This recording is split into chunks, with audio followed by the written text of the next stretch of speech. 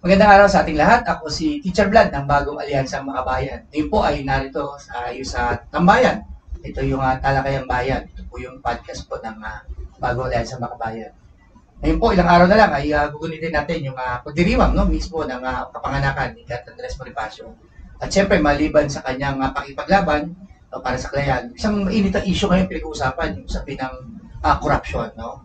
Kaya mapalad tayo, ang ating imbitahan ay patikang leader aktivista na kung saan ay pwede tayong tulungan para pag-usapan ang issue po ng corruption na ito. So ngayon po ay kasama po natin si Samang Teddy Casino, no? Mula po sa Bagong Alyansang Makabayan. Ted, pagkalala tayo sa ating mga viewer. Gandang araw, Vlad.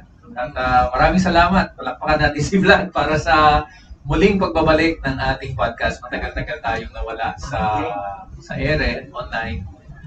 Salamat kay Teacher Vlad. Sana ay maging regular na itong ating podcast today. So magandang araw po sa inyong lahat at welcome sa ating podcast. Yan, si kasamang Ted po, no, medyo mahihain, no? Actually, nakasama ko siya sa ilang mga pagkilos sa EDSA 2 at tingin ko, hindi mo magkalayo ang aming edad din, nakasama rin natin siya sa sabi namin Ted, EDSA 1, no? At marami pa mga pagkilos lalo na panahon na ERAC, no? Ted, gusto kong tanungin, no? Marami ng pagkilos yung sinamahan mo, no?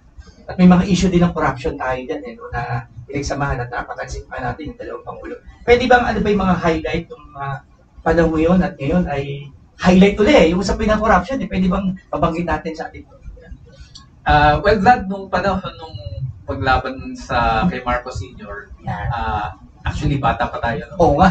High school tayo. No? High school. Mismo EDSA 1, 1986. Matingkad talaga ang issue ng corruption sa ilalim ng diktadura ni Ferdinand Marcos Sr. Kasi 14 na taon yan ng diktadura, and then before that, meron pa siyang 6 na taon ng presidente, yung kanyang first term. So all in all, mga 20 years ang kanyang pag-ahari. At sa panahon yan, yung corruption talagang tumindi. Lalo na nung panahon ng martial law, kasi nga, one-man rule yun, walang demokrasya, walang nag-check sa diktadura. Umabot pa nga na nalagay sa Guinness Book of World Records si Marcos bilang malaking magnanakaw at kamangyaman. Of course, hindi lang naman yun ang issue ng diktadura. Andyan yung usapin ng karahasan ng diktadura, yung basismo ng diktadura sa ating mamamayan, yung paglabag sa mga karapatang pagtao, pagsarado sa mga institusyon ng checks and balances, and of course, yung pagpapagamit niya sa Estados Unidos. Kaya nga tawag natin sa gobyerno yung US Marcos regime, kasi dinidiktahan talaga siya. Nagpapagamit naman sa Estados Unidos ng Amerika, usapin ng US bases, usapin ng pagkasangkot ng Pilipinas sa Vietnam War at iba pang mga gera ng Amerika. Pero tama ka, isang malaking issue talaga yung corruption during the time of Marcos. At naulit yan nung EDSA 2. Kay Estrada, corruption din na pinakamalaking issue noon. Yung Weteng Payola, na sinamahan pa nung pang-aabuso ni Estrada, lumabas dyan yung tagong yaman niya, yung napakarami niyang pamilya. So, sa kasaysayan natin, yung usapin ng corruption, palaging yan ang nakakagalit sa ating taong bayan. Kasi nga, napakalalim sistematiko siya, napakalawak. Kitang-kita mo yung epekto sa ating mamamayan, katulad nitong baha. No? Imagine mo yung nangyari na naman sa Cebu. Daming namatay, at saka for the first time, ganun katindi yung baha. Usapin yan ng hindi mo masasabing simpleng natural disaster. Yes. Kasi usapin dyan, bakit nakalbo yung bundok? At bakit yung mga flood control projects na billion-billion din pala ang binuhos sa Cebu, bakit hindi nakayanan yung napakaraming tubig? So, yan. Kaya ang issue ng corruption, hanggang sa ngayon, hindi pa natin nawawakasan, hindi pa napapangibabawan. So, si Benton, parang sasabi ko, parang yung corruption talaga, parang embedded na talaga sa anumang uri na, pamamahala, Marcos. Whether diktadura yan, o so-called. At ang masama pa ka ngayon, wala na tayo sa diktadura. May check and balance na, may Kongreso, may Senado, meron kang korte, meron kang ombudsman, may sandigan bayan, may commission on audit. And yet, grabe pa rin yung corruption. Kaya, pwede mo sabihin, mas lumalala pa Yun, gusto kong pulutin yung binanggit mo kanina. May mga institusyon tayo na masasabing may demokrasya, no? Pero, nakakalungkot din, no? Parang 99 days na yata ngayon. Pero, parang 300 na yung pinakasuhan sa mga nagpo-protesta, no? Hindi mensahe yung inaatake ng gobyerno, kundi yung mga mensahero, yung mga pero wala tayong narinig pa, na kinasuhan. Anong masasabi mo rin? Tama ka doon. Basta yung malalaking magnanakaw, ang bagal ng pagkilos ng gobyerno. Pero yung nagpo-protesta sa magnanakaw, kinakasuhan ka agad, ang bilis. Correct. Arestado ka agad, kinasuhan, tinotorture pa. Yan ang nakakalungkot sa nangyayari nito. Alam naman natin yung modus eh.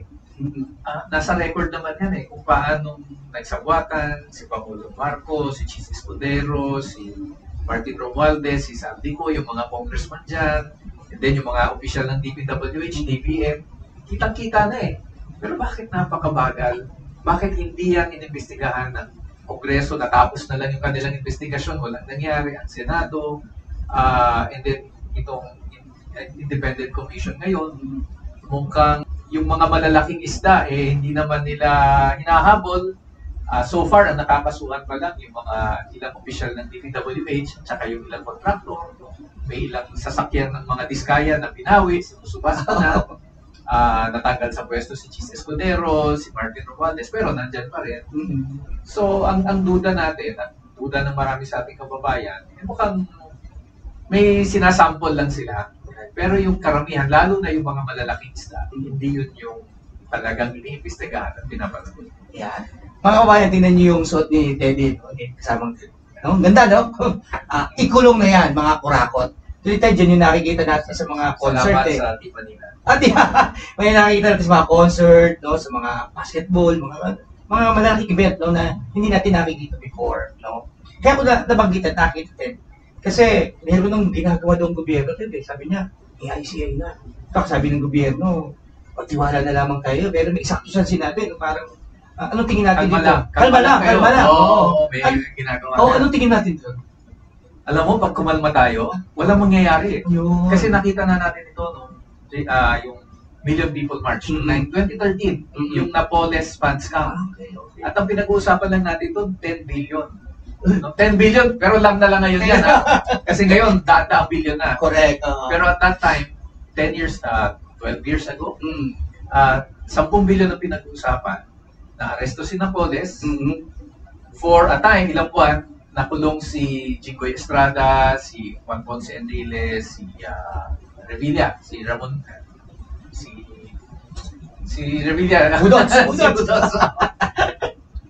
Tapos, akala ng mga tao, ayan na, nakasuhan na. Di nag-relax na tayo, kumalma na tayo. Ano nangyari? Di napakawalan din, napawalang sala. Ang ruling ng korte, may nawalang pera, kailangan ibalik ang walang pera, ang mga nawalang pera, pero walang guilty. At nung isang linggo lang, pinawalang sala si Juan Ponce Enrile at si Napoles. Pero, meron daw nawalang pera, may nalustay, pero walang guilty sa plunder o kung ano mang corruption. Yun ang pangyayari kapag kumalma tayo ngayon. At nakikita na natin yan dito nga sa mga investigation ng ICI, pati ang Kongreso at Senado, mukhang meron talaga silang mga pinagtatakpan na hindi dinadawit dahil masyadong malalaki. At yun yung mga nasumpa. At tingin ko, mag-aalam naman natin lahat, nagsisimula yan kay President Marcos mismo. Siya ang gumawa ng budget, siya ang pumayag na magpasok ng mga insertions at ng mga kung ano-anong proyekto yung kanyang mga aliado sa Kongreso at Senado. Siya rin yung pumirma ng para i-disperse yung pera. Mga opisyal niya ang nakipag-transaksyon sa mga congressman at saka sa mga contractor. Pero bakit parang hindi naman siya iniimbestigahan? Pinapalabas na na siya yung nangungunang nagpapa-imbestiga. Actually, hinihintay ng mga tao mga malalaking isdang binabanggit mo No, at hindi natin nakikita yan. In fact, parang mga kababayan, parang hinihintay nga ng taong bayan yung yung talagang malalaking isda. No, Marcos, Duterte, sabi nga natin, walang pinagkaiba Yung mga Duterte, pinapalabas nila na hindi sila malaking isda. Pero sa totoo na, nung time na presidente si Rodrigo Duterte, kung ano yung papel ni Marcos, yun din yung papel ni Duterte. Pero hindi flood control ang tinira nila dyan. yung COVID-19 Yeah. face mask, yung Parmali, yun ang tinira nila. Yung mga illegal drugs. Yung, pero sa totoo lang, yung anak ni President Duterte, si Congressman Pulong Duterte, more than 50 billion na projects ang nakuha doon sa kanilang distrito sa Davao. At lumalabas, doon sa mga flood control, aabot ng more than 4 billion pesos worth of flood control. Medyo mukhang may mga irregularities din. At nagtayo rin sila ng yan eh, parang sabing, pala ICI din eh. Walang nakasuhan. Oo. At syempre, si Vice President Sara, hindi naman flood control lang nilustay. Nilustay niya yung kanyang confidential intelligence funds. Kaya, hindi pwede magmalinis ang mga Duterte dito. At kung meron talagang investigasyon sa korupsyon, dapat ang una dyan, mga Marcos, mga Duterte, mga political dynasty ng mga congressman at senador, kasi sila talaga sa matagal na panahon, nagpapakasasa sa pera ng bayan. Kaya tama siguro sabihin na Marcos Duterte talagang nagkaiba, talagang mahirap, talagang sa corrupt talaga. Siguro segue ako pero may kaugnayan din sa Burkap, no? Kasi kahapon, nagtaas ang gasolina. Nung isang araw, tumaas ang gasolina. At nakakalungkot, talagang parang natural na lang ito na nangyayari. No? Ako kasi nagturoted na ng philosophy, sociology. Yung Burkap ngayon parang popular na siya. Anong Burkap? Yung Burkap capitalism. Pero yan ay parang isang salita lang na parang ginagawang negosyo, yung panungkulan sa gobyerno. Pero tingin mo, ito bang mga tawag natin Burkap, may kaugnayan din ba sa ilang mga polisiya, bawa sa deregulation, sa privatization, na mga kabayan, talaga namang meron, no? Pwede ba tulungan mo kami rin? Kasi yung madali nating makita corruption, dito sa yung sinasabi mo nga bureaucrat capitalism, yung mga nasa pwesto, tinatrato nilang negosyo. Yung gobyerno, kumikita sila doon, mga kliyente nila, yung mga kapag-anak nila, mga kaibigan, mga malalaking kumpanya, pati yung mga foreign corporations. Kitang-kita natin dyan sa mga projects. Yung kickback, yung SOP. Ayan. Mandali nang maintindihan yan. Pero sa totoo lang, ang mas malaking pera dyan, yung mga batas at patakaran na ipinapatupad ng gobyerno na pumapabor sa mga malalaking negosyante, sa mga malalaking may asindero, sa mga dayuhang korporasyon. At dyan papasok yung ginawa mong halimbawa, yung presyo ng langis.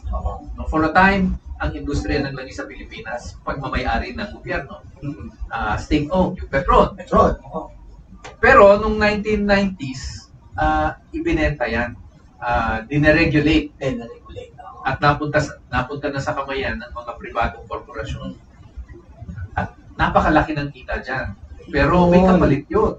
Anong kapalit nung ganung klaseng batas na nakinabang sila? May SOP din yan. Pero hindi yan litaw sa taong bayan. Di ba? Binenta yung Transmission Corporation, yung kuryente naman, under the Electric Private Industry Reform Act. Para daw bumaba ang presyo ng kuryente, kailangan ibenta sa pribadong korporasyon yung ating mga power plant, pati yung transmission lines. Di ganun nga ang ginawa. Ano nangyari? Mas tumaas ang presyo ng kuryente. Sino nakinabang?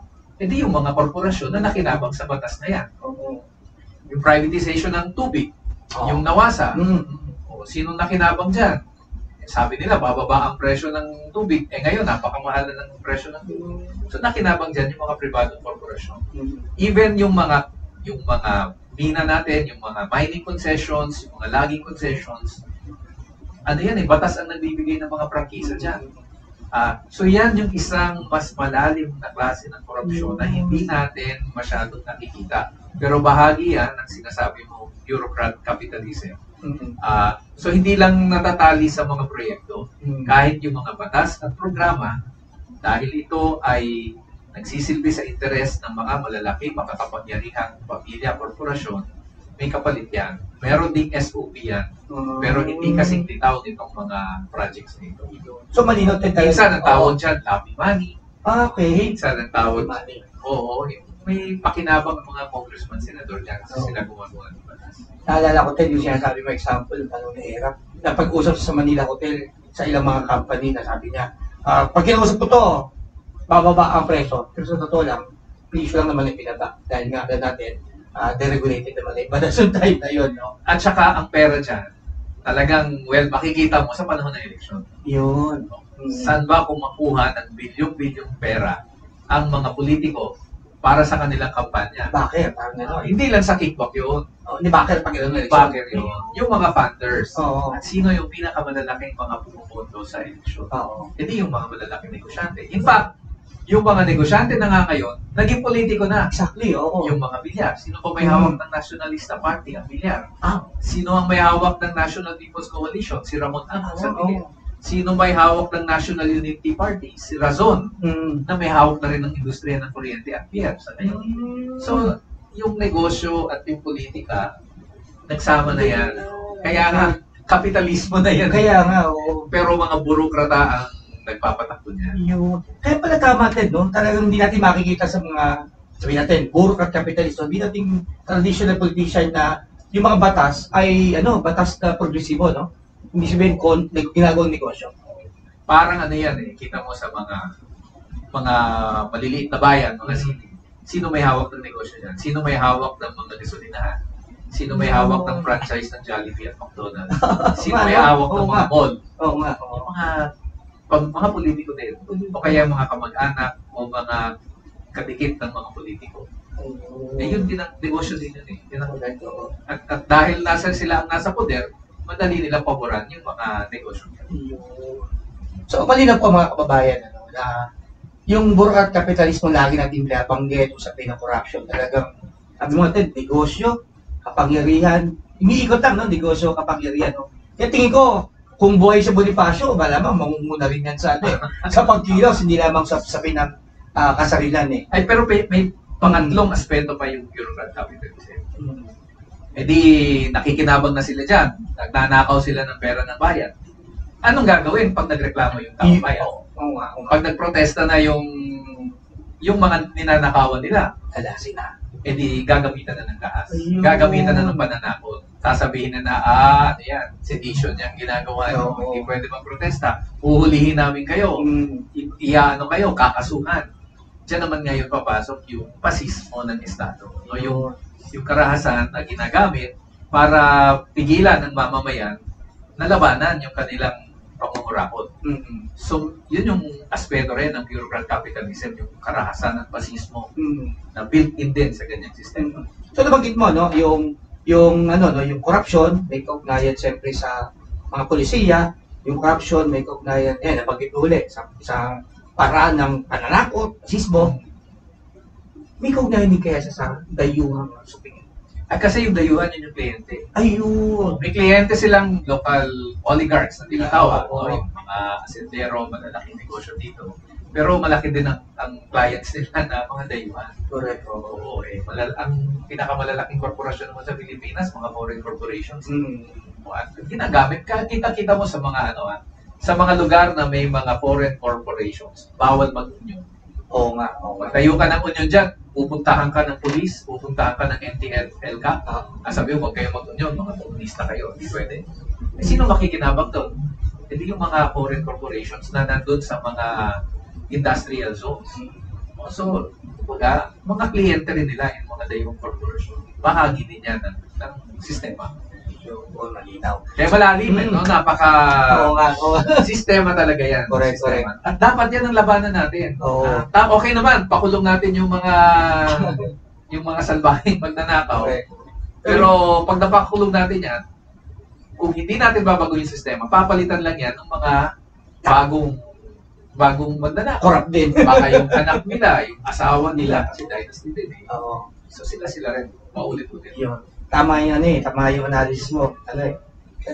Kasi yung huling tanong ko mga kapatid, hihintay yung taong bayan naghihintay yung taong bayan, tama-tama. Meron tayong mga pagkilos sa November 30, At alam ko, maraming nabitin September 21 Naghihintay talaga ng malalaking pagkilos. Sabi nga, hindi lang usapin ng pananagot, kundi kailangan balikan talaga yung bulong isa-isa. Baka pwedeng ating mga viewer, ano ba yung mangyayari sa November 30 at bago din. Alam mo, nabagay ko naman kanina, tama-tama, yung November 30 ay Bonifacio Day. Alam naman natin si Bonifacio isang revolusyonaryo. Ang pinaglaban niya, hindi lang yung baguhin yung mga muka sa gobyerno. Pinaglaban niya, baguhin yung sistema. Tanggalin yung kolonyalista paghahari ng mga Kastila, yung paghahari ng mga praile, paghahari ng mga asentero, mga yung mga nagsasamantala sa ating bansa. At tamang-tama na magkakaroon ng malalaking mga rally pagkilos sa November 30 laban sa korupsyon. Kasi yung korupsyon, yan yung isang aspeto ng maling sistema na kailangan natin gawin. No? Kailangan ng sabihin na nating revolutionaryong pagbabago sa diwa ng pinaglaban ni Bonifacio. So, yung inspirasyon natin sa pagkilos sa November 30 ay yung mga pinaglaban ni Bonifacio, makabayang pakikibakan ng katipunan. At ang target natin ngayon, lahat ng sakot dapat managot. Lahat ng korap dapat makulong, maparusahan, mapanagot. So, ang panawagan natin sa ating mga kababayan, sumama tayo sa mga pagkilos. Hindi lang sa November 30, November 30 sa Luneta.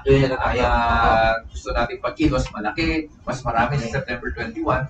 Pero bago pa yung November 30, may mga pagkilos din yung iba't ibang mga sektor.